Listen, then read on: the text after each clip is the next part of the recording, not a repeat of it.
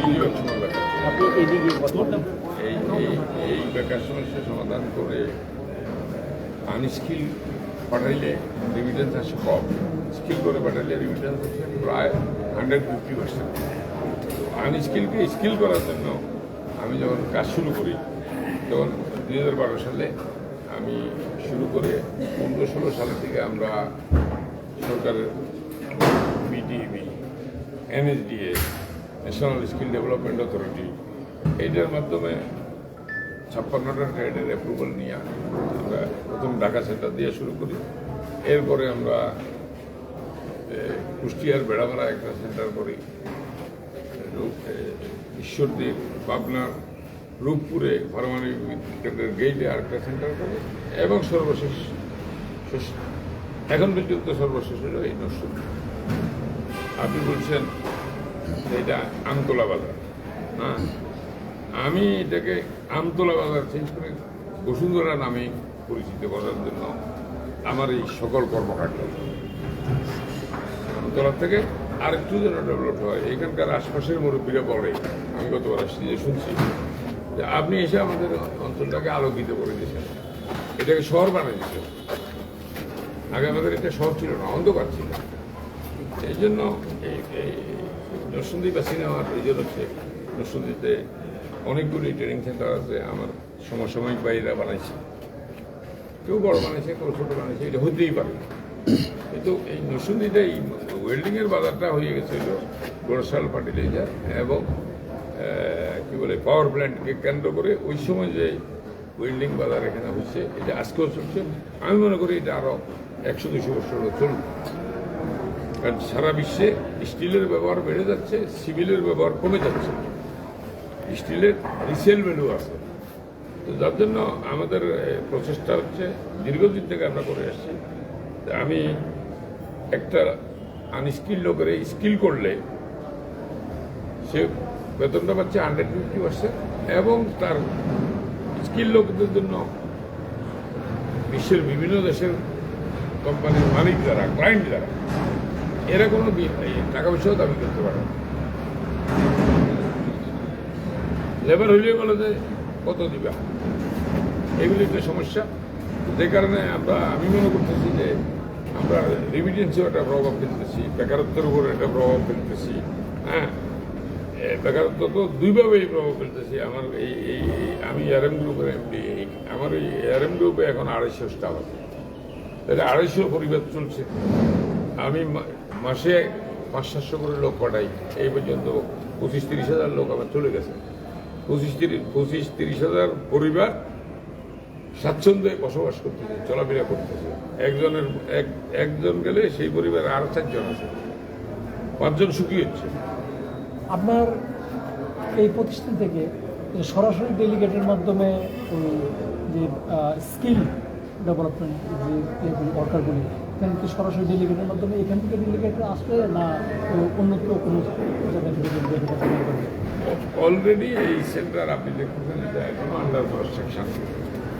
এই শেডের চালটা দিয়েই ডেলিগেট আনা শুরু করছি। সৌদি আরামকোর 3বার ইন্টারভিউ করে এই পর্যন্ত ধরেন এই সেন্টার থেকে 200-র উপরে লোক তো সৌদি আরব চলেই গেছে এইখানে ইন্টারভিউ করে।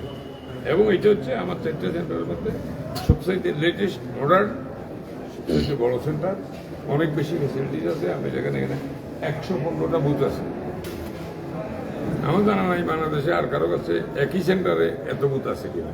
আমার একটা প্রশ্ন, এখানে কোন কোন পাশাপাশি বাসার প্রতি কোনো করা আছে কিনা? কারণ বাসাটা আমরা জাপানি লোক পাঠানোর জন্য এন্টাইটেড। আমাদের RL-1064 3000-এর মধ্যে 91 জন জাপানি লোক পাঠাইতে পারে, 91 জনের মধ্যে আমি একজন। সেই সুবাদে আমাকে জাপানের ভাষা শিখতে হয়। সৌদি আরব পাঠাতে গেলে আমাদের ছেলেমেয়েদেরকে সেভ করার জন্য যখনই বাংলা বলে তখন ইন্ডিয়ানরা নেগলেক্ট করে। এটা আমরা ফিল করতেছি দীর্ঘদিন থেকে, বলেই আমরা তাদেরকে বেসিক হিন্দিটা শিখে পাঠাচ্ছি। বাংলার ভাষা হয়েছে বেসিক হিন্দিটা শিখাইয়া পাঠাচ্ছি। যারা একটু আপগ্রেডেড, ফোরম্যান, সুপারভাইজার, এদেরকে ইংলিশও আমরা শিখাচ্ছি। অর্থাৎ সকল দিক থেকে, যেমন ধরেন এই শুধু ভাষা শিক্ষা, আপনি ভালো প্রশ্ন করছেন, শুধু ভাষা শিক্ষা না, আমরা তাদেরকে এই যাওয়ার প্রাককালে বা আমাদের এখানে যখন এডমিশন হয় তখন থেকে বলা শুরু করি যে এটা গণতন্ত্রের দেশ, তুমি মিটিং মিছিল হরতাল ধর্মঘট সবই করতে পারো, যাচ্ছ যেখানে সেটা রাজতন্ত্রের দেশ।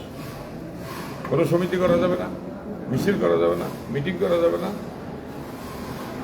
ঊর্ধ্বতন কর্তৃপক্ষের নির্দেশ অমান্য করা যাবে না, এই জাতীয় ব্রিফিংও আমরা পাঠাইয়া থাকি। আমার একটু প্রশ্ন, এখানে কয়টা দেশের ট্রেনিং সেন্টার আছে, যে কোন কোন বিষয়ের উপর মূলত এখানে ট্রেনিং দেওয়া হয়? এখানে জি, আমাদের এখানে সারা বিশ্বের মেকানিক্যাল প্রজেক্ট যেখানেই সরকারিভাবে সরকার পারমিশন দেবে লোক পাঠানোর জন্য, সেই দেশের লোকে আমরা এখান থেকে ট্রেনিং করতে পারবো। আর কোন কোন সাবজেক্টের উপর মূলত এখানে বা কোন কোন বিষয়ের উপর? এই সেন্টারে এখন শুধুমাত্র ওয়েল্ডিং সেকশন আছে। আমাদের ঢাকা সেন্টারে আমাদের 56টা ট্রেড আছে, 16টা অর্গানাইজেশনের সাথে আমরা বিজনেস করতেছি। এর মধ্যে স্থানীয় সরকার মন্ত্রণালয়ের আন্ডারে সমবায়,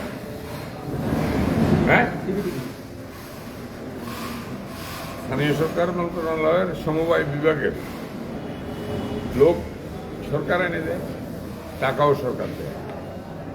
আমরা ওদেরকে ট্রেনিং করাই, আমরা যে ট্রেনিং করাই, ট্রেনিংয়ের টিচারদের বেতনও সরকার দিচ্ছে।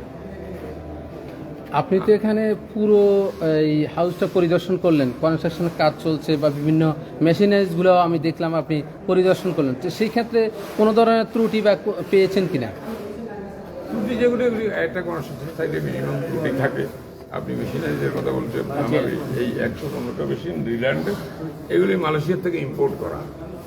বাংলাদেশে তো পুঁথিগত বিদ্যা, এখানে মুখস্থ বিদ্যা চলে, যার কারণে এইরকম আপনার হাতে কলমে টেকনোলজি শিক্ষাটা বাংলাদেশে খুব একটা চালু হয় না। তো বাংলাদেশের শিক্ষা ব্যবস্থার যে এই জাতীয় আপনাদের ফ্যাক্টরি থেকে একটা উদাহরণ সৃষ্টি হয়, সরকারের প্রতি শিক্ষা ব্যবস্থার প্রতি আপনার কি দিক নির্দেশনা থাকবে? প্রথমত হচ্ছে যে আমাদের বর্তমান প্রধানমন্ত্রী ঘোষণা দিয়েছে যে রেগুলার শিক্ষার সাথে উনি কারিগরি শিক্ষাকে যুক্ত করবেন। এই অনুপ্রেরণায় উদ্বুদ্ধ হইয়া আমরা মনে করতেছি যে আমাদের এটা কারিগরি শিক্ষার একটা ইউনিভার্সিটি, আমরা স্কুল কলেজ বলব না। কারণ বাংলাদেশের প্রাইভেট সকল ইউনিভার্সিটিতে কিন্তু আপনারা দেখতেছেন এই এনভায়রনমেন্ট নাই। এইখানে আমাদের যে ইনভেস্টমেন্ট আছে, এটা ইউনিভার্সিটিতে এত টাকা ইনভেস্ট করা লাগে না। আমরা দেখলাম যে আপনি সামনে যে এটা সিভিল ছাড়া স্ট্রাকচার করতেছেন, এটা অন্য প্রতিষ্ঠানগুলি সিভিল ইয়ে করছে, এটা আপনি করাতে মানে সিভিলের একশো বেশি হবে কি না, ওই কাজের সুবিধা হবে বা আপনার? প্রথমত হচ্ছে স্টিল হচ্ছে ব্ল্যাক জিনিস, স্টিল এইদিকে 2 ইঞ্চি পর্যন্ত বাঁকবে। আপনি যখন এটা সিভিল কলাম করবেন, এটা বাঁকবে না, এটা ভেঙে যাবে। স্টিলটা এইদিকে 2 ইঞ্চি আপনার লোড নেবে, এইদিকে 2 ইঞ্চি লোড নেবে, এবং একমাত্র স্টিল দিয়েই আপনি যে ভূমিকম্প সহনীয় বিল্ডিং করবেন, সেখানে উপাদান, মেইন উপাদানটা কিন্তু স্টিল রড। ওই রডের কারণে আপনি ভূমিকম্প সহনীয় জিনিসটা পাচ্ছেন।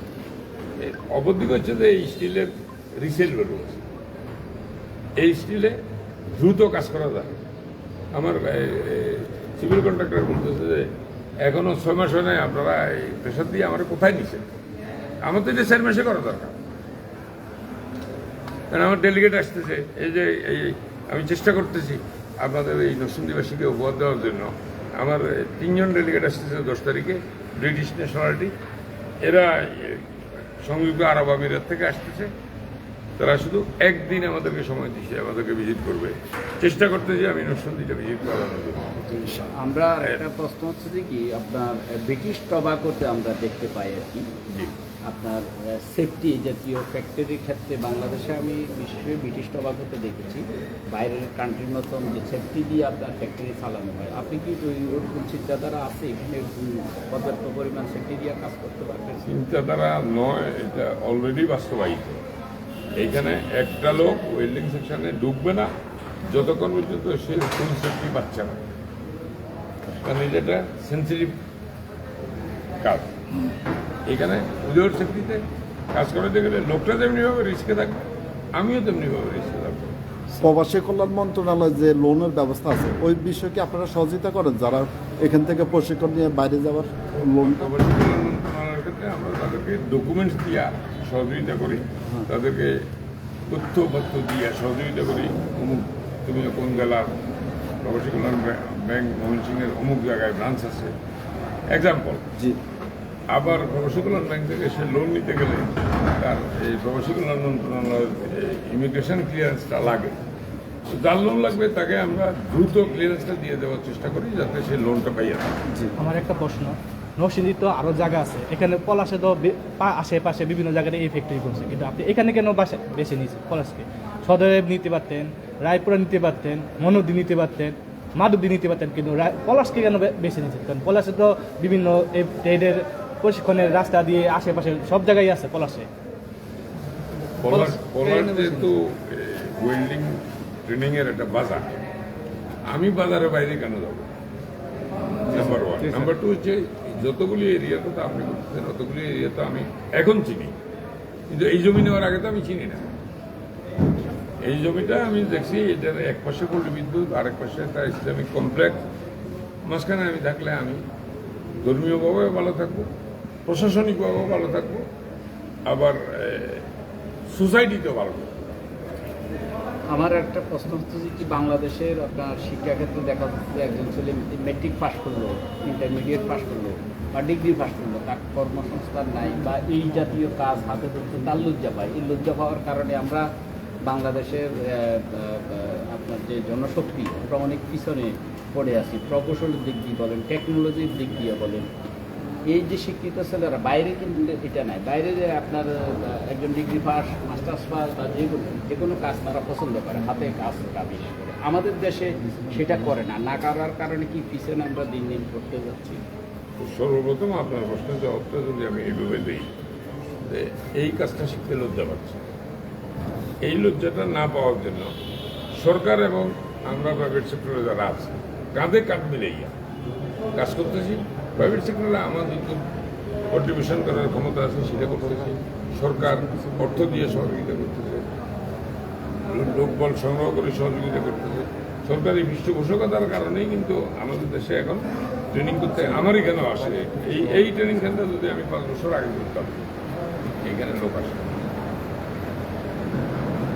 অর্থাৎ ন্যাশনাল স্কিল ডেভেলপমেন্ট অথরিটি এখন যে গ্রুপে আছে, যদি ওনারা আমাদের এই ট্রেনিং সেন্টারগুলোকে, আমি আপনাদের মাধ্যমে মাননীয় প্রধানমন্ত্রীকে অনুরোধ করব যে এই ট্রেনিং সেন্টারগুলিকে আপনারা শিল্প ঘোষণা করেন, শিল্পের ফ্যাসিলিটিস দেন, তখন যাইয়া আপনার সম্পূর্ণ 100% বাস্তবায়ন হবে।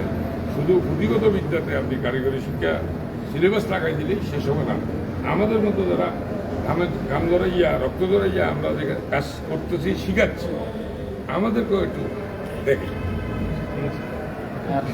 তখন যাইয়া যখন সরকার আর আমরা যৌথভাবে কাজ করব, ন্যাশনাল স্কিল ডেভেলপমেন্ট অথরিটি হচ্ছে এখনও চেষ্টা করতেছে ওয়ার্ল্ডের সকল দেশে এই সার্টিফিকেট অ্যাকসেপ্টেন্স নেওয়ার জন্য। এই সার্টিফিকেট ন্যাশনাল স্কিল ডেভেলপমেন্ট অথরিটির অ্যাকসেপ্টেন্স পাইয়া গেলে আমি এই সেন্টার থেকে তখন আর লোক পাঠাতে পারবো, তখন আমার লোক পাঠাতে হবে ঢাকা সেন্টার থেকে, অথবা এনএসডি এর অ্যাপ্রুভাল আমাকে এখানে নিতে হবে। এই জন্য সরকার আপ্রাণ চেষ্টা করতেছে, আমরাও চেষ্টা করতেছি, আমাদের সাথে অনেকেই করতেছে। এখন গ্রামে গঞ্জে পর্যন্ত সরকার প্রজেক্ট দিচ্ছে, সিলাই মেশিনের কাজ শেখাচ্ছে, কম্পিউটারে শেখাচ্ছে, গ্রাফিক ডিজাইন শেখাচ্ছে।